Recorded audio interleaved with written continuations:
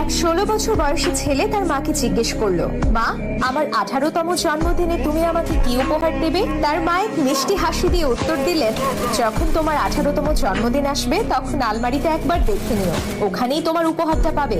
কয়েক মাস পরেই ছেলেটি হঠাৎ গুরুতর অসুস্থ হয়ে পড়ল। পরীক্ষার পর ডাক্তার তার বাবা মাকে জানালেন ওর হৃদয়ে একটি ছিদ্র আছে, ও আর 2 মাসের বেশি বাঁচবে না। সময় গড়াতে থাকলো, কিন্তু এক অলৌকিক ঘটনা ঘটলো। 2 বছর পর ছেলেটি সম্পূর্ণ সুস্থ হয়ে বাড়ি ফিরল। তবে তাকে এমন এক কঠিন সত্যের মুখোমুখি হতে হলো যা তার পৃথিবীটাকেই ওলট পালট করে দিল। তার মা আর এই পৃথিবীতে ছিলেন না। তার বুকটা ভেঙে গেল। ঠিক তখনই মায়ের বলা কথাটা তার মনে পড়লো, আলমারিতেই তোমার উপহার থাকবে। সে দ্রুত পায়ে ছুটে গিয়ে আলমারিটা খুললো। ভেতরে একটি সুন্দর উপহারের প্যাকেট রাখা ছিল। কাঁপতে কাঁপতে সে উপহারটা খুললো। ভেতরে একটা চিঠি রাখা ছিল। চিঠিতে লেখা ছিল, আমার কলিজার টুকরা, যদি তুমি এই চিঠিটা এখন পড়ছো তবে এর মানে হলো তুমি পুরোপুরি সুস্থ আছো।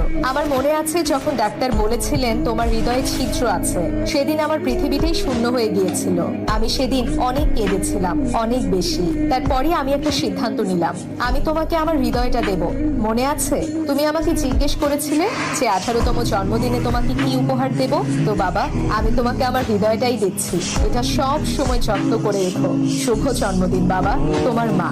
যদি আপনার চোখ দুটো অশ্রুসিক্ত হয়ে যায় তবে মায়ের প্রতি ভালোবাসার নিদর্শন স্বরূপ একটি হার্ট ইমোজি কমেন্ট বক্সে দিন।